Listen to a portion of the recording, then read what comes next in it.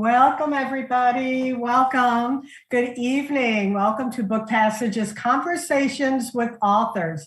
I'm your host, Paula Farmer, and I'm so happy to basically kick off the week of events and a new season, fall, although for us in California, it still feels like summer, these events. And I'm excited about the kickoff of the week and the season with our featured author tonight and her new collection of stories. LeeChai is a friend of the store and a friend of mine. She has been enlisted to moderate events, and she always graciously agrees to and brings so much to the table. She's not only a talented writer, dynamic speaker, but has graced our stage virtually and in person with several of the social justice events I have put together, like Grace in America and a Toni Morrison tribute. Her vibrant new book collection, Tomorrow in Shanghai, is a short story collection exploring cultural complexities in China, the Chinese diaspora in America, and the world at large. LeeChai is a writer and an educator. She is the recipient of numerous awards, so I'm not going to go clicking them all off, but some of them include National Endowment for the Arts Fellowship and the Asian Pacific American Libraries Association Award, Literary Award. She is also the author of, wait for it, 11 books. She can correct me if it's actually more. And she is also a writing professor at San Francisco State University. Joining her in conversation and handpicked by Lee, and we're so grateful that she's doing this, is her friend Melissa Fu. Melissa has worked in education as a teacher, curriculum developer, and consultant. Her work appears in several publications, including The Lonely Crowd. Her debut novel, Peach Blossom Spring, is a bold and moving look at the history of modern China, told through the story of one family.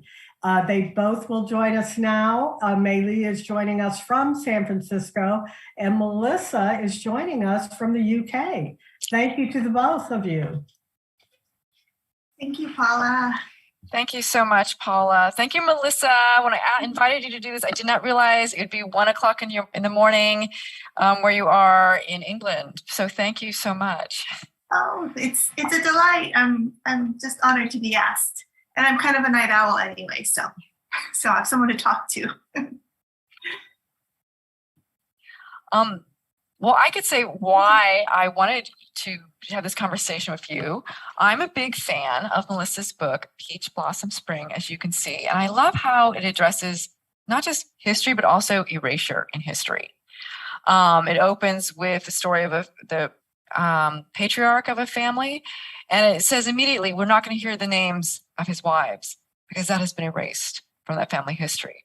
And so in my collection, Tomorrow in Shanghai, I'm writing into some of these erasures, and I'm also trying to address kind of how history informs our present. And this may be a kind of history that has been not overtly talked about too much in the United States, and specifically like in this kind of pre-fascist moment where we're having in the United States. I'm sure, Melissa, you may have been seen on the news. We've had a number of violent attacks on our system of government, on our democracy, and also just as an individual, so many anti-Asian attacks.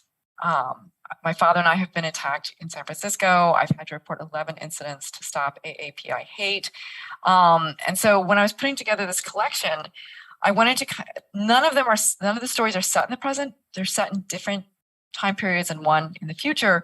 But I wanted to draw the connections between kind of these past moments of kind of xenophobia or just capitalist violence and our present. And so I'm kind of trying to, I don't know if that, you can tell me, did that come across?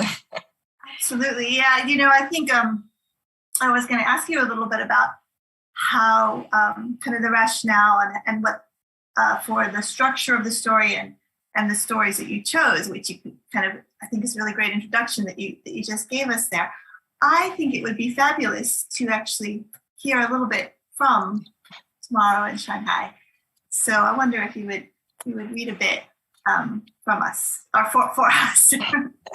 Sure. I'll read a little bit from the title story. And I feel like it speaks to this topic from both of our books of kind of erasure and historical record. What is in the record and what is left out, and what questions are not posed. So I'll just read from the opening. Jiang Xiaobing would not have considered himself a bad person should anyone have been given the opportunity to pose such a question to the prisoner. In fact, if asked by anyone other than the court-appointed defense attorney whose main function in the trial was to enter Zhang's guilty plea, the prosecutor and the panel of 3 judges who had found him guilty and sentenced him to death, very few people who knew Zhang would have said he was a bad person, wicked, evil, corrupt, a low-born thing, a turtle's egg, a non-human devil whose crimes would merit the ultimate punishment. Friends and acquaintances alike might merely have said, "Young Zhang, he's all right, he can get things done." Or, "If you need some business finished, young Zhang can help you." Or even, "County seat all the way in that truck of his. He's really something, a real Han, such a kind man." But of course,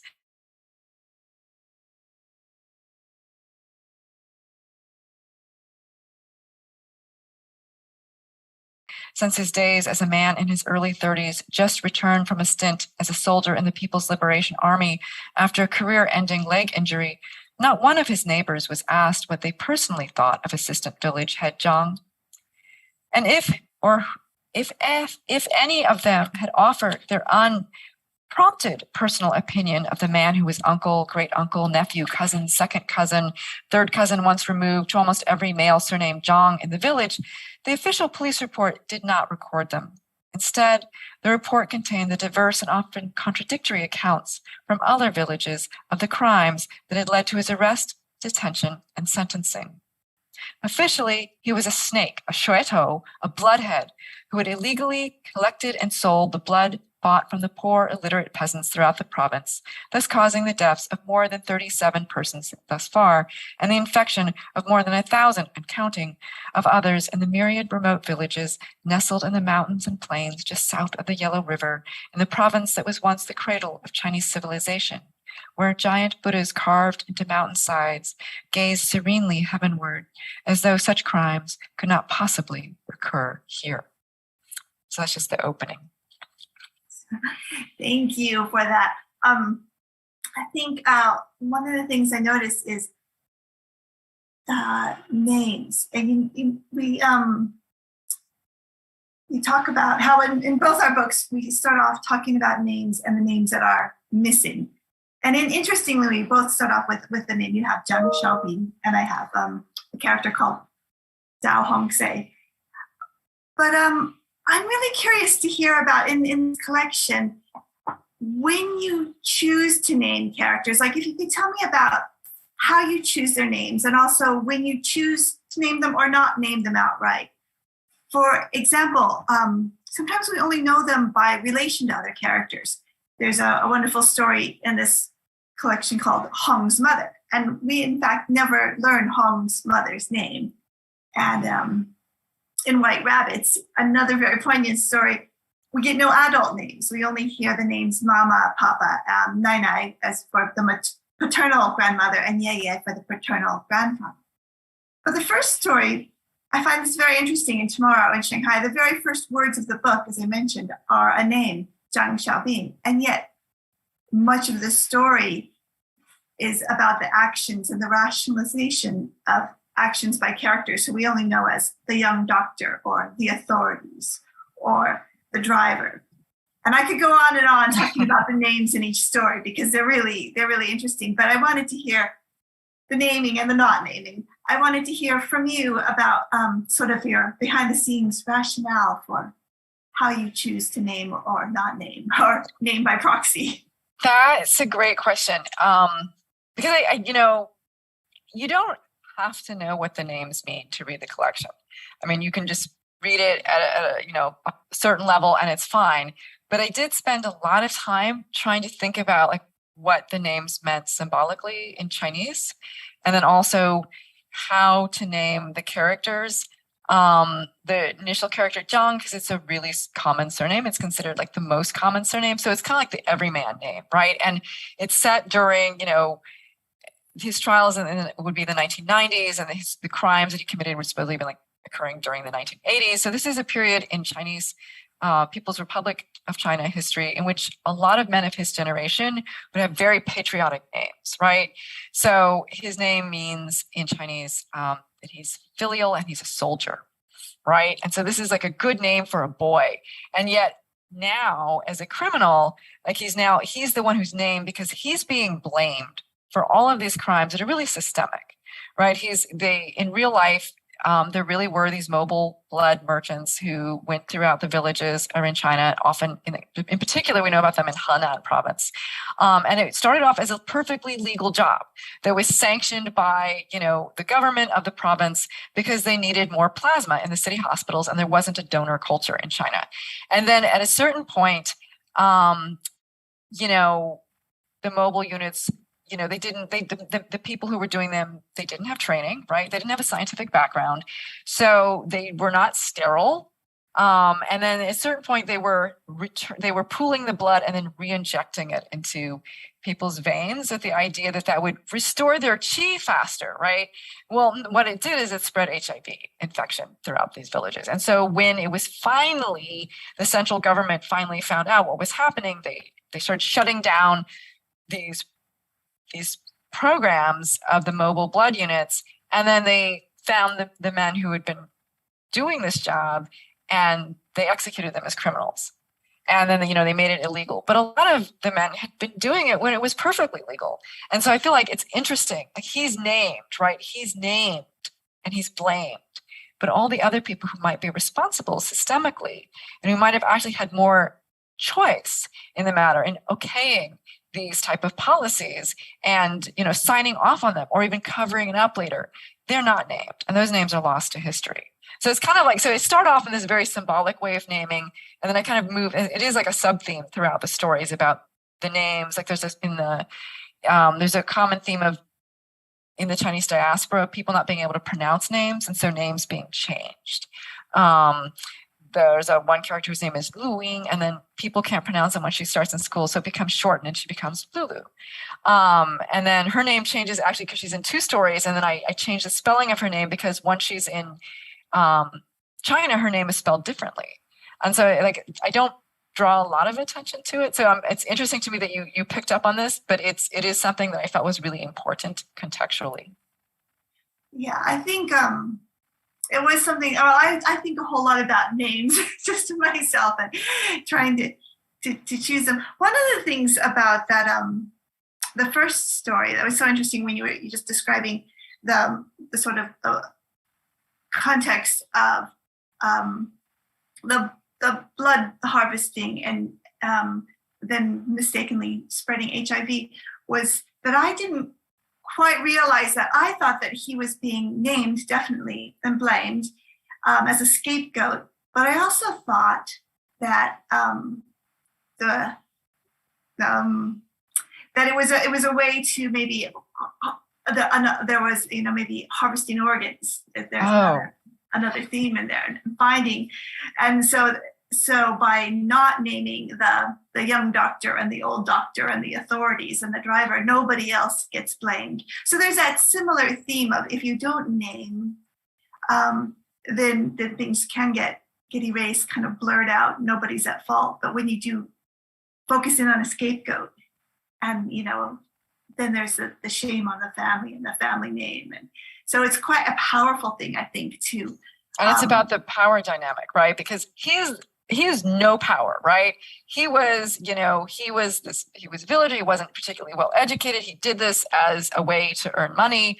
And, and so he's easy to blame. Whereas the people who are literally using his body and are going to sell his organs and we don't know what their names are. And also organ harvesting of executed prisoners was also legal. For quite some time in China, because again, they said they didn't have a donor culture. So you mentioned Lulu, and actually that's sort of another thing that I wanted to pick up on. This character, she is a mixed race character, and personally, I appreciate seeing complex mixed race characters in stories, as I am mixed race myself, and as I believe you are. And I especially like that you portray two different mixed race characters, Hong in Hong's mother, and Lulu, who shows up in two stories, Jia and Slow Train to Beijing. One of the nice things, or not nice, but I mean, one of the things that I appreciate is that these families are shown in a time when it was, when interracial marriages were more unusual, much more unusual than they were today, and even illegal in some states. So I wondered, it's kind of a two-part question, what aspects to you of the mixed race experience are kind of important to address in fiction?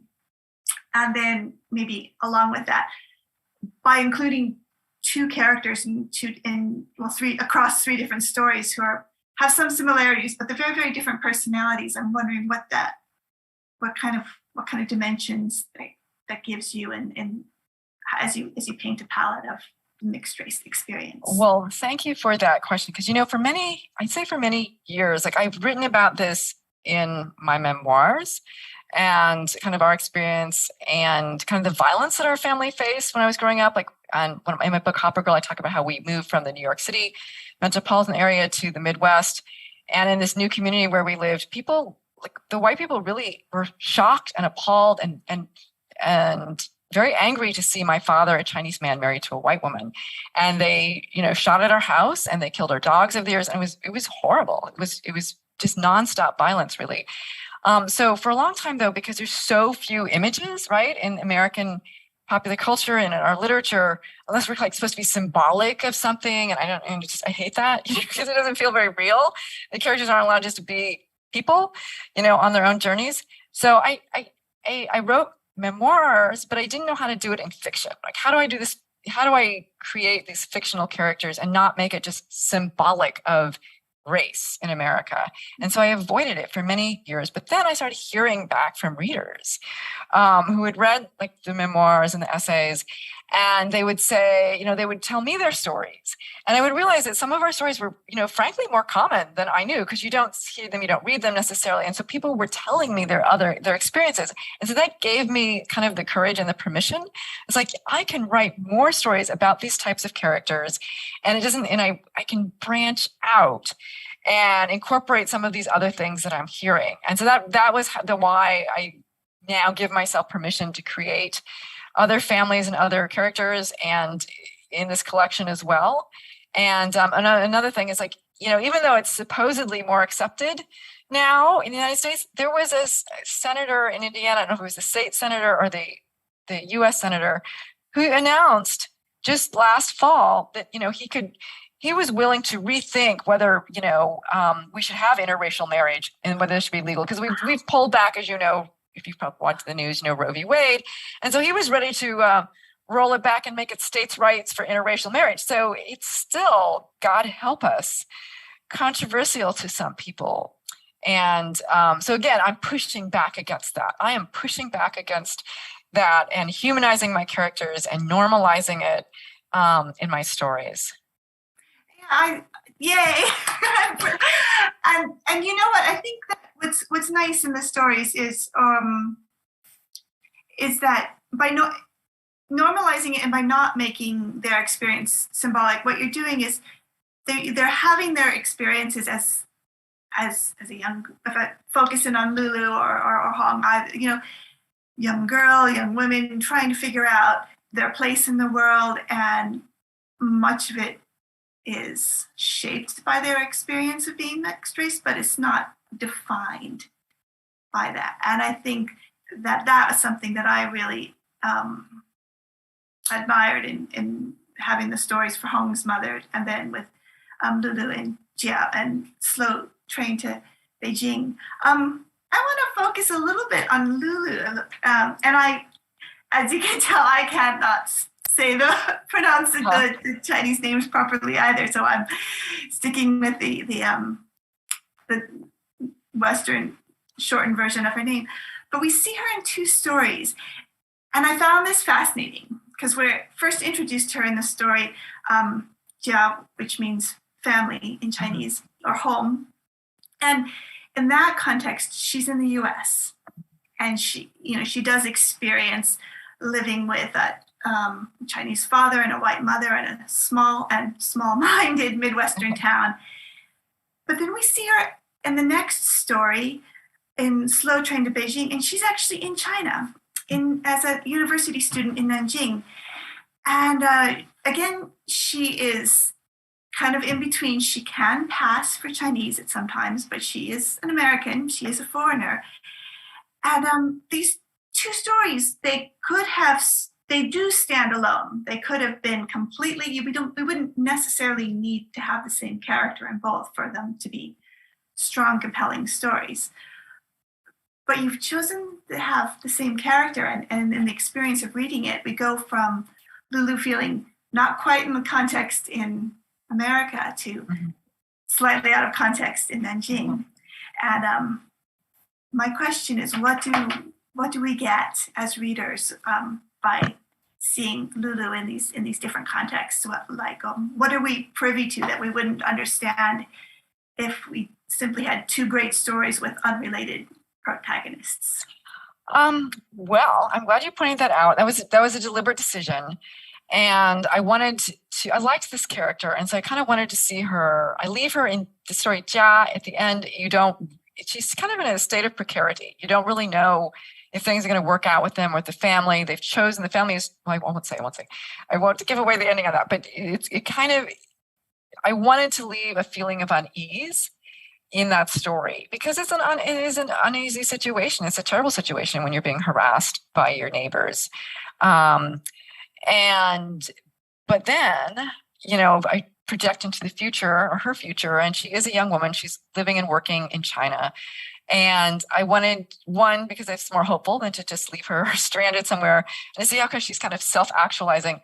But I was really interested in exploring that experience of diaspora in reverse, right? Like we get American publishing loves stories of, I think, the first generation immigrants, and they love the journey to America story.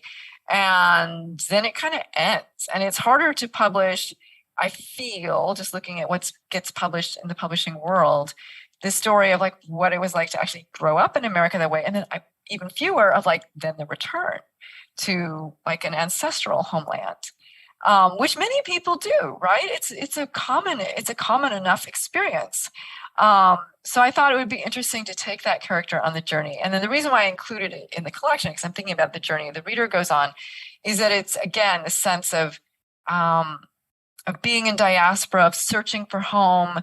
The first generation maybe searched for it in the United States, and now she's third generation, she's searching it for back in China. And it goes with that theme of seeking a home, finding a place where one can feel accepted, at peace, and safe. I'm glad you mentioned this. Kind of how you were thinking about the journey that the reader goes on.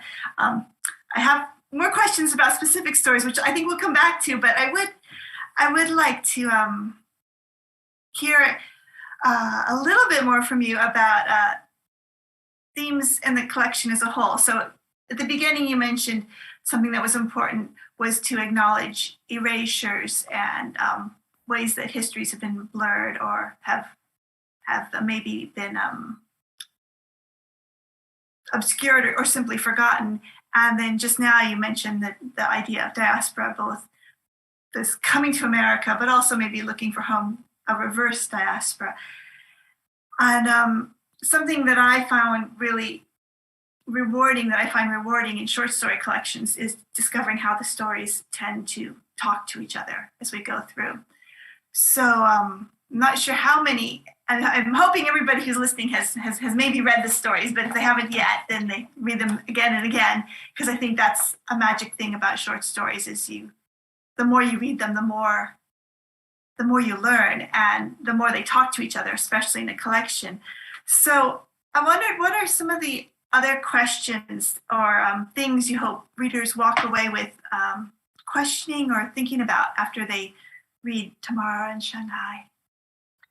Oh, well, I can tell you like the backstory on one of the stories, and it was kind of, it's like the final story is like a novella length, and it's called The Nanny, and it's set on a Chinese space colony 100 years in the future, a Chinese colony on Mars. And it's about a working class, kind of older Chinese woman, very different kind of diaspora, right? She's left the Earth literally to go work in this space colony, and she's working as a nanny. And one of the things I was thinking about is like the erasures when we see space narratives, right? There's all these movies, but it's like, it's just so glorious, right? You're just these lone heroes. And it's usually, in America, it's usually a white man going out into space, and they're, and a lot of special effects. But when we had the 3 billionaires go up in their little self-financed rockets to the upper atmosphere so they could call themselves astronauts, when I was working on this collection. And one was, the Amazon guy, Jeff Bezos, and then one was the Virgin Atlantic guy, and then one was Elon Musk, right? And I thought, these are billionaires, and they have all this money for just like to way to actualize bizarre dreams that I didn't even realize people had, like space tourism, right? And I thought, wow, this future is not going to be Star Trek. It's not going to be this egalitarian federation that's going out to explore. It could very well be led by these, very cutthroat, cruel capitalists, and they're going to build some giant Amazon warehouse in space, and the rest of us will be forced to work in it, right? What about that story? And so at the same time I was thinking these things were happening, I was reading these nanny ads. The pandemic had begun. And in San Francisco, we were in a semi-lockdown. And so there were a lot of businesses and our gathering places were shut down by our government. And so and schools were no longer in person. And so there were all these people on this listserv. I don't know if you have this in England. I don't know if you're familiar with it. Nextdoor. It's really terrible. It's so vile. And this listserv. And so people were posting their nanny ads. And they were saying oh, well, my nanny, can't come with us to their second home because they would have to abandon their family. So they're looking for some nanny who's willing to travel with them. And they would list the duties that they want nanny, and they call her nanny. They don't say the nanny, they say they want nanny to do. And I was like, wow, that's so gross. And they say, well, we don't need nanny to be maid. I'm like, oh, well, how nice. But then they would list all these household chores that were clearly maids' work. And then they were like, oh, they want them to do so much, schlepping their child to all these lessons and back and forth, and then making special little snacks. They don't have to prepare the meals. They have meals, they have a cook, but still so much meal preparation, and every child has some kind of weird allergies. And I just thought, this is just a hell job, right? And then at the same time in San Francisco, we had a number of anti-Asian attacks in which older Chinese and Chinese-looking women were physically attacked and brutalized, including there was one in San Francisco in which this Toisanese woman was attacked by a 35-year-old man, and she picked up a board and smacked him back. And, and so when the ambulance came, they picked up the man and took him to the hospital and left her on the side of the road because they couldn't communicate because of her, speaking Toisanese. So later they helped her, but at first that was the first reaction. So I was thinking, my God, all these horrible, horrible things are happening. And I just thought, I just wanted revenge on, on the world for the erasure of kind of older working Chinese women, right? And so originally I was going to write a nanny story inspired by these things set in San Francisco or Silicon Valley. And but I just couldn't do it because it was so depressing to see what was happening in real time.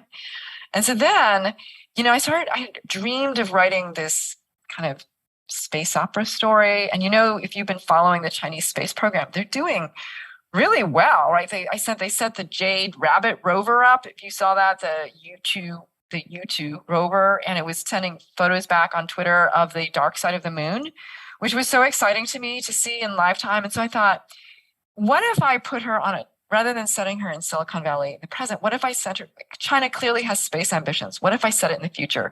And that enabled me to write this story and center an older working class Chinese woman, but not like torture her in the present, like find a way for her to like, to try to survive in the future and be that hero, to be that hero of that space opera that we all are used to watching from Hollywood, but we never get to see this character as the heroine. And so that was why I wrote that. That's a long answer to your question. No, it's great. I'm so glad to hear a little bit more about the nanny, because I love this story. I think it is interesting. It is slightly creepy. It's also slightly very triumphant in ways, or it has the possibility for triumphant. And I just to hear the context behind it, because I definitely saw the nanny. And it's called The Nanny, and yet we get her name, Unping. Yes. And so that's, again, her, and that's so, we're definitely with her throughout the story. And one of the things that I thought about having that as the only piece of science fiction, but also as the last story, is that we see how themes from previous stories kind of pop up in the nanny. So it speaks to the collection as a whole, as a really nice ending piece. I hadn't appreciated the part that you told us about, seeing that there's always these glorious space narratives where it's usually a very, very wealthy white man who has more money than knows what to do with, and should just, and wastes it on some sort of very egotistical space tourism. So now, that you explain to have that context, and the story has even more resonance. But one of the observations that I found in that, and that I kind of took away, was, and what I'm hearing you describe now, is technical innovation doesn't necessarily equal like moral or philosophical enlightenment. For all, however advanced the technologies become to live on Mars, the characters still face a lot of the same moral dilemmas. Power, family, aging, and made me really think about, well, what is progress? What would progress be? So, yeah.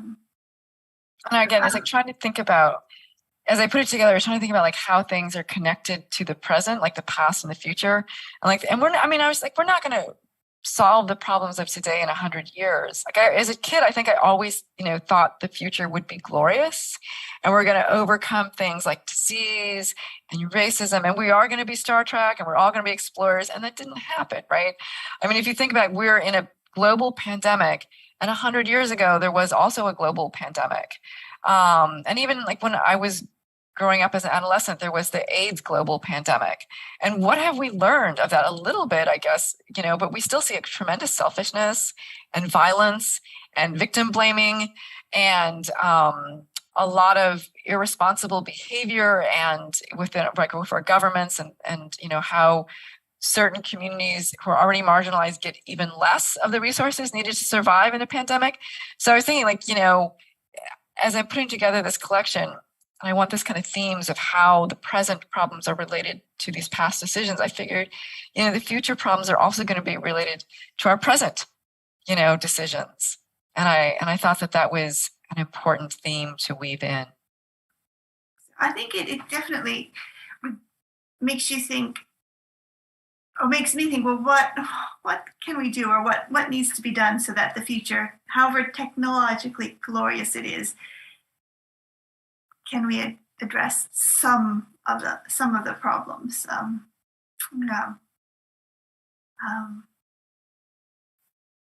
There's one other theme that I wanted to ask you about, and that's a theme about what's unspoken and what the characters don't talk about. And we see this, I think, in your stories, that there's and I don't know, sometimes I feel that this is something in often the Chinese diaspora, and there's families, there's some things not directly addressed. sometimes a bond arises, and from this shared experience, a bond can arise not from a direct conversation, but from a shared experience or an implicit understanding. We have a story with Hong's mother, where Hong and her mother, they do talk a lot, but I think when they're not talking they've got a very, very interesting, very interesting relationship between those two. I think, what was my question? Well, one of the things I thought, I'm glad you brought this up about things that are left unsaid and how this resonates within a generation and with the Chinese diaspora, because that's actually one of the reasons why I thought of you to have this conversation, because in Peach Blossom Spring, one of your major plot points, right, is the third generation who needs to go back to China and kind of figure out what's going on. And the family doesn't tell him, right? They don't recount the family history. It's too painful. The war was too horrible. There's so much trauma, but then not knowing that history is in and of itself traumatizing, right? And so it becomes that generation's task to kind of track down and try to find that is a way of like attempting to heal. And so that is like an overt theme in these stories, is the silences and what isn't communicated. And maybe even if the parents think that it's doing the child a favor by not talking about it, like in Hong's mother, the mother just will not talk about race. She will not talk about race. The daughter tries to talk to her and the mother's just going to talk right over it. And for a certain generation, they were, taught that you need to be colorblind and you do not talk about race, because talking about race will make racism prevail. But for the experience of the mixed race child experiencing racism, no, it's really traumatizing not to be able to talk about it with a parent. And it's like in other stories, like not to being able to talk about the experience of war or refugeeism or, all the trauma that other generations have gone through. That in and of itself is a problem. And so like in one story also, Life on Mars, there's a kid who's a parachute kid. He's sent by himself, by his parents. His parents have been working so hard. My father was a parachute kid. He was sent at 17 to the United States. And, his parents wanted him to find a sponsor for them. And he did. In 5 years, he did. And it's tremendous pressure. But one of the things, like in the story, he's like he has to write his parents a letter and he just doesn't know what to say. So he's constantly writing and then ripping it up because he says, I can't tell them this. He can't tell them what's really happening. He doesn't want them to worry. He knows they've already worried about their money. Also, there's certain things he wants to keep hidden from them. And so I think it's really common in the Chinese diaspora, and I would assume in other diasporas, but these types of silences between the generations and these things, for better or for worse, aren't overtly talked about. Yeah. But when they aren't overtly talked about, it doesn't mean that they aren't there. And sometimes there's a non-talking that creates a really lovely bond. For example, in your story, White Rabbits, with the little girl Ning Ning and her yeye, her grandfather, and they don't share a language, but they do share. They don't share a spoken language, directly, but they have this really wonderful kinship. On the other hand, there are times when there's not talking and there's things kept back, not only because, for example, in Life on Mars, which I think is quite wonderful that you have a story about Life on Mars where, Mars is Denver, and then you have a story about Life on Mars where Mars is Mars. But the experience of the boy, Guo Yu, who he doesn't know what to tell his parents, but also part of it is there's not that shared context anymore. He doesn't even know how to describe what there is. And I think that's very much a diasporic experience, but an important one to articulate, just what it feels like to not know how to explain this new world to an old world. And then even when you go to the old world, it's not the same. And there's two of your characters, you in Life on Mars and Ning Ning in White Rabbits, they both have these lines that just kind of resonate. You says of America, he says, it was both exactly like and nothing like the America of the movies he'd seen. And Ning Ning, as she grows older, we see her as a young child, but then she does go to China, trying to make sense of what she understood of her grandparents and her parents. And when she's there, there's a line where she says, "Nothing in China was quite what I expected or hoped for." And yeah, both of these stories offer something about the insights that arise when your dreams or expectations are just shattered or deflated. And do you think that's inherent, that bittersweetness is inherent to the diasporic experience? And if it's multi-generational or... I think maybe it is, just because I think of the saying, you can't step into the same river twice, right? Mm-hmm. Time moves on. And so even the one character who's going back because she loved her grandfather so much in White Rabbits, but the China she goes back to is not his China, right? And things have changed so much. There's echoes, but it's also vastly different. And so it's kind of bittersweet, but it's also, as I show in Life in Beijing, Slow Train to Beijing, that it's also an opportunity, right? There's also exciting new things. So it's not entirely bittersweet, but that's a really interesting observation, Melissa. I don't know if I was overtly thinking about that. Thank you for pointing that out. Think about it. So, yeah, I sometimes I find when people ask me questions about my writing, I think, oh, I hadn't thought about that. So sometimes people see some things that are surprising.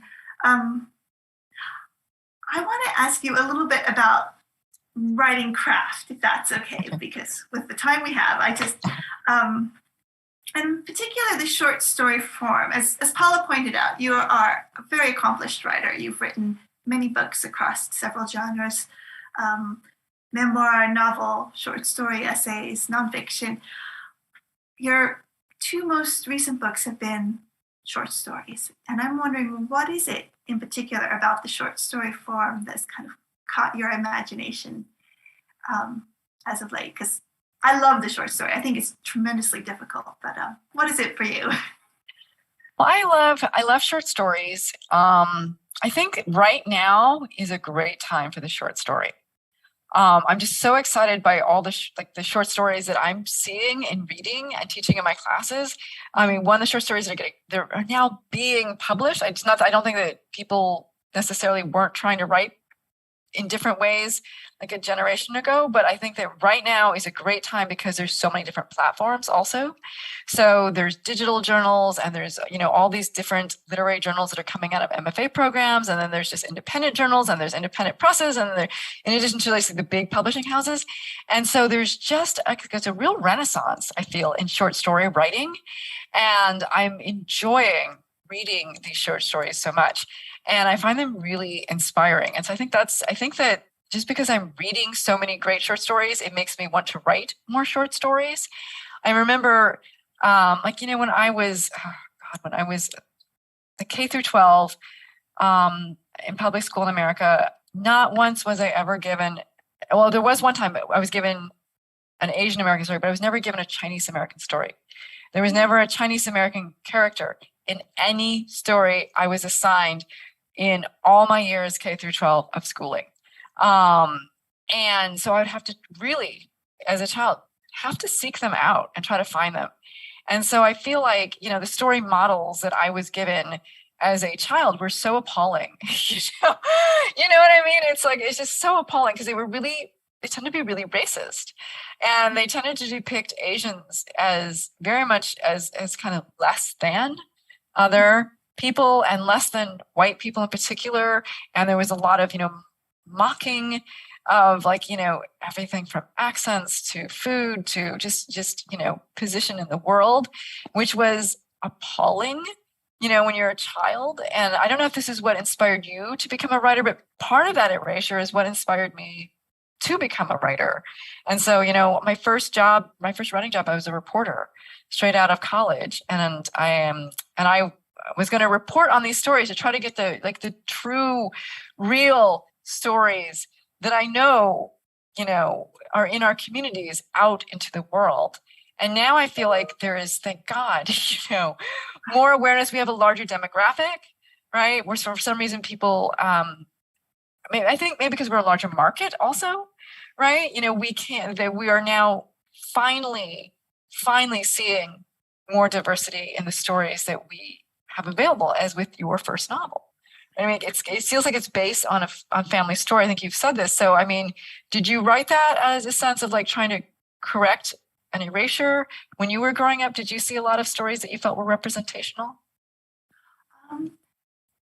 I saw, what was the one story, the two books that I came across in high school, and it was toward the end of my high school, would be the Amy Tan Joylet Club and Maxine Hong Kingston Bone Wire. And of course, Maxine Hong Kingston's book had been out earlier than that, but I didn't come across it until a particularly, enlightened and excellent teacher put this in front of everybody to read. So hooray for that teacher.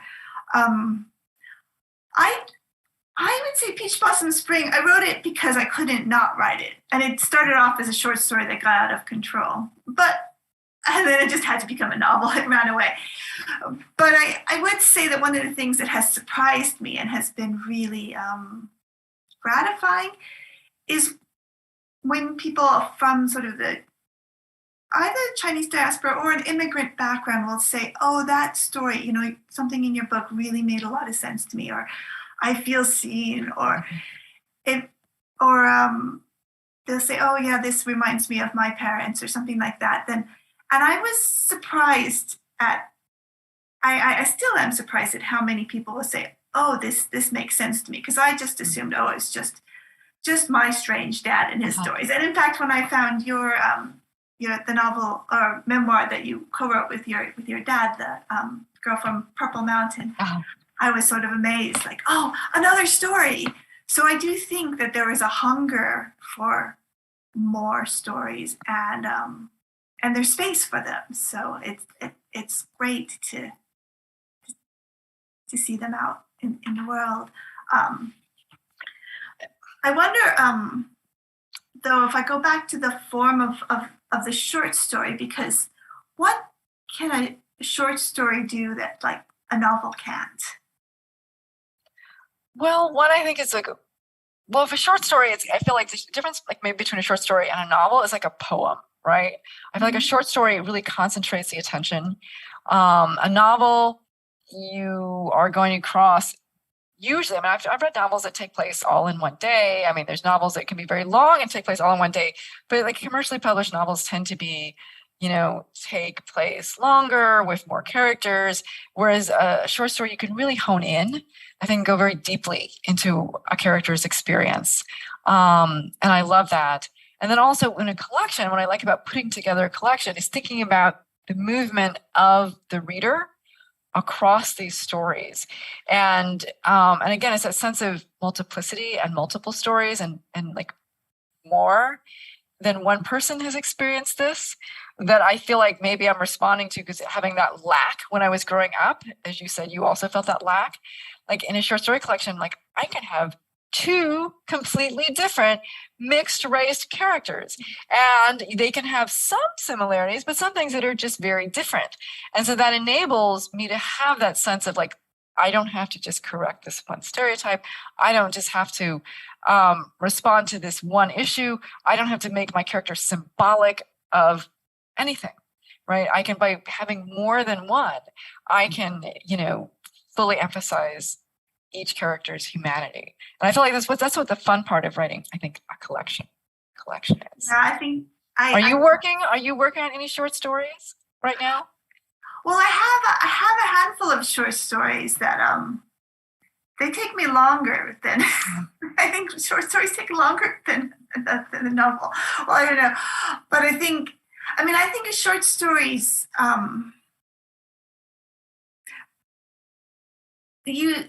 I think of short story as sort of about a moment or about an idea, and I think just very broadly speaking, a novel may be about a character, as you say.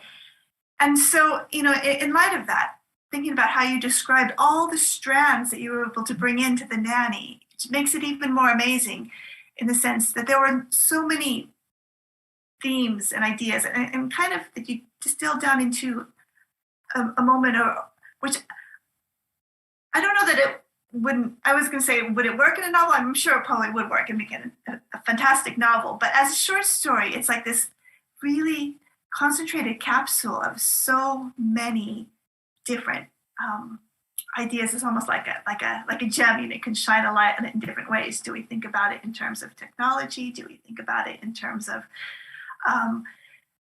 working class women, or the working class that we are so often just invisible? Do we think about it in terms of what we? It's a great story. I don't want to give away anything, but there's just so much in there.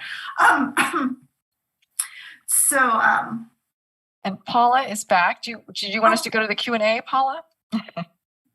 Only if you're ready. I don't want you to lose kind of a thread of conversation. Oh, well, I guess the last sort of end of that sentence would be that for a relatively slim collection, there's this kind of huge scope of ideas and stories, and I think that that's the strength of having a collection of short stories. It's like a very multifaceted gem. I mean, you just have so many ways of looking at these questions. We might have some questions, but I want one last one, which is what you're a teacher of writing, and I wonder, what has teaching writing taught you about writing? It actually has given me a lot of hope, because the writing of my students is so diverse and exciting and fresh that it gives me hope for literature. And I feel like sometimes in publishing, the stories that get centered are maybe something that the publishers have been most familiar with, right? And so they know how to market it. I feel like recently there's been more changes, and it's very exciting to me also. But I would say, there was a New York Times survey that showed that between 1950 and 2018, 95% of the books published, were by white people. 95%. That's amazing. 95% of America isn't white. So it's there's a tremendous amount of stories that aren't being told. And if you even broke that down further, it's probably 95% of the white stories are about very privileged white people also. Yeah. There's not a lot of stories about, say, working class people or, people with disabilities. There are certain voices that are privileged because they have access. And what I love about teaching writing, especially at, my current school, it's a public university. We're in San Francisco. We have a tremendously diverse student population. And then having all of these voices together and, in every class in dialogue with each other, and their stories are being inspired by each other and their comments, it's really thrilling. The writing is thrilling, the ideas are thrilling, the representation is thrilling, and it feels very authentic. People are writing from their authentic spaces in their communities. It's not like the days of old. It's not this anthropological thing I'm going to explain, someone else's culture to the majority. No, I mean, it's coming from within.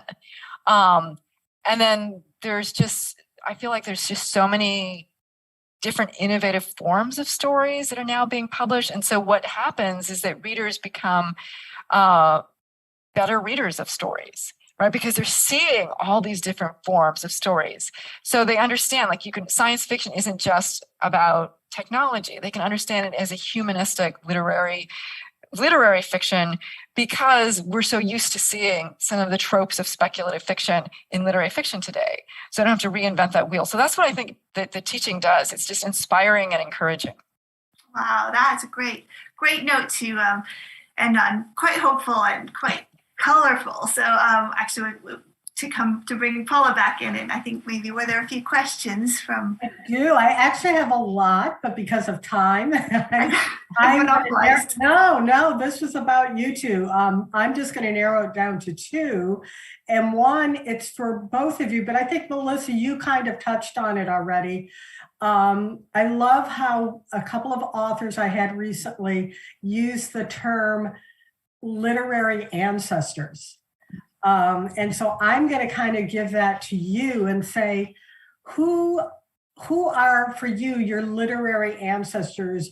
And they can be of Asian descent or even not, that just writers that have influenced your writing and or your life in general?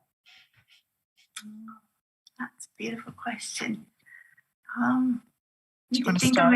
Have you got some? I've got too many. I have a billion literary ancestors because I like to read and I feel inspired by so many different kinds of writers. But like I think of say Shinagon. I don't know if you're familiar with her, Paula, and Melissa. The Pillow Book is a 10th century Japanese courtier, and it's kind of like a diary, but she was very well educated, one of the most well educated people living at that time. And she was writing, women were not taught the kanji, the Chinese characters, that was reserved for men. So women had to write in the syllabary that actually reflected how Japanese language was spoken. So as a result, they could really capture the flavor of contemporary life as opposed to trying to imitate the more prestigious forms of poetry that came from China. And so this dailiness of describing women's lives, women's emotions, women's relationships, it was written 1,000 years ago. I still read it today. I teach it in my classes. I know other people who read it and, teach it. And I feel like that is a fantastic form of resistance against erasure, right? And so I think of other, you said Maxine Hong Kingston and Amy Tan, of course. I also think of, let me think. Well, I'll pass the torch to you, and I'll think of some other names. So I think I would, thinking of my most recent project, very deeply influencing Peach Blossom Spring. Literary ancestor is maybe a bit of a misnomer because I think she's younger than me, but I love her books and her writing, which is Madeline Tien, and her book, Do Not Say We Have Nothing. And also the way that she really brings across the Cultural Revolution in China and just complicates and humanizes that experience. I love that book. And her writing is just incredible.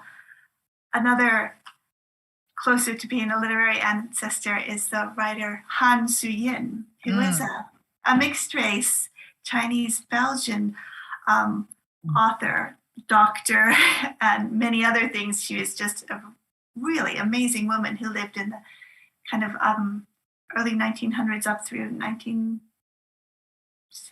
I think. Even she was in my book. She was alive at many of the same times of the main character of my book, and reading her autobiography of being a Eurasian woman in China in the 1930s and 40s is just incredible. And she doesn't hold back, does it? I loved her memoir, The Crippled Tree. There's 3, and I love The Crippled Tree, which kind of starts with her parents' marriage and kind of some of the prejudice that they faced, right, as a mixed race family. And then her perhaps most famous book if the movie was very not as great as the book. It was called A Many Splendored Thing. Yeah. And it was made into this very syrupy, romantic kind of 1950s film. But man, the novel is not syrupy. It is like she's got an acerbic wit. And it's a very strong mixed race Chinese woman protagonist.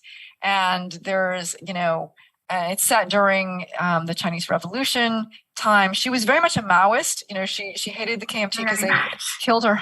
I think her first husband was with the KMT and he was abusive. But it's the dialogue in A Many Splendored Thing is amazing. I love it. My other very quick question, we're all going to have to be really quick here because I want to sell books too. But, I would be remiss not to mention that we're coming up to Banned Books Week, which starts on the 18th. And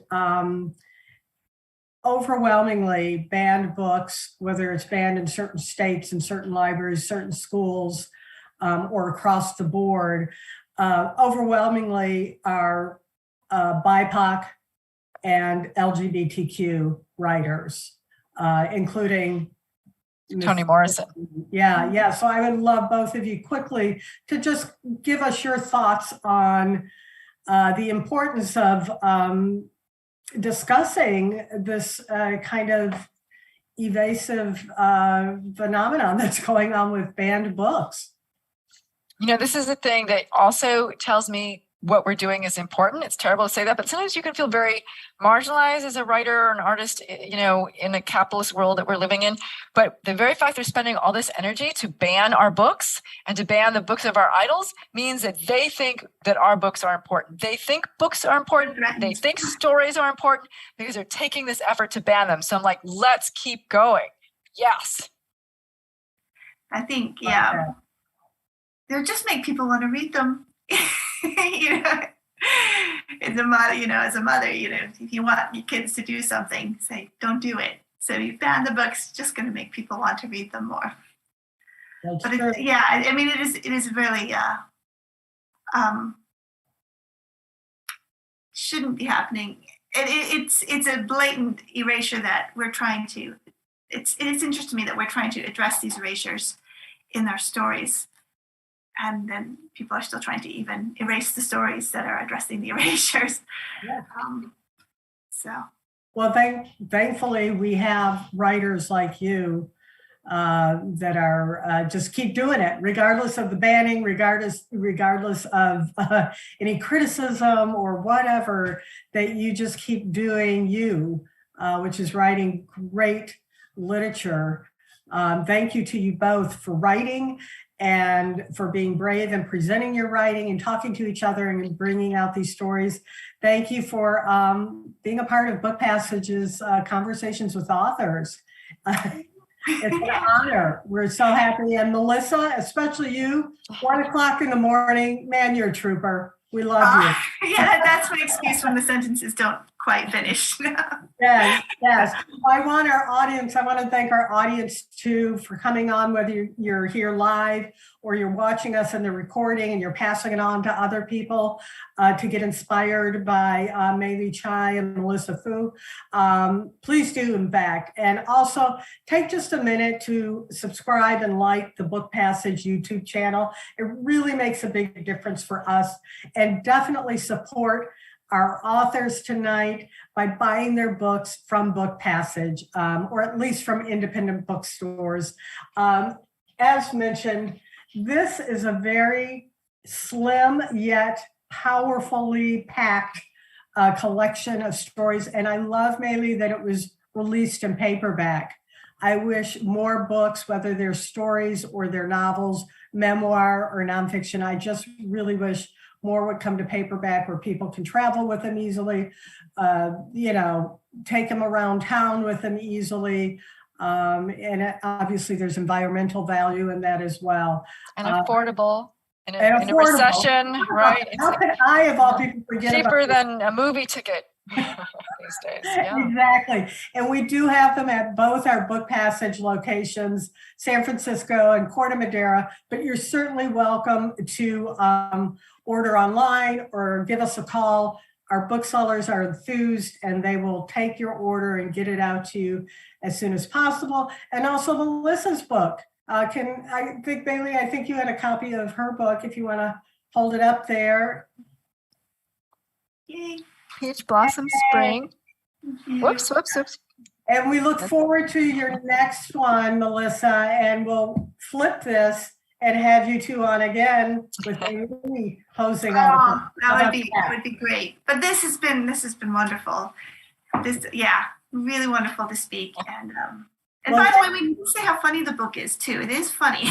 It is, yeah. Very human, very, very accessible.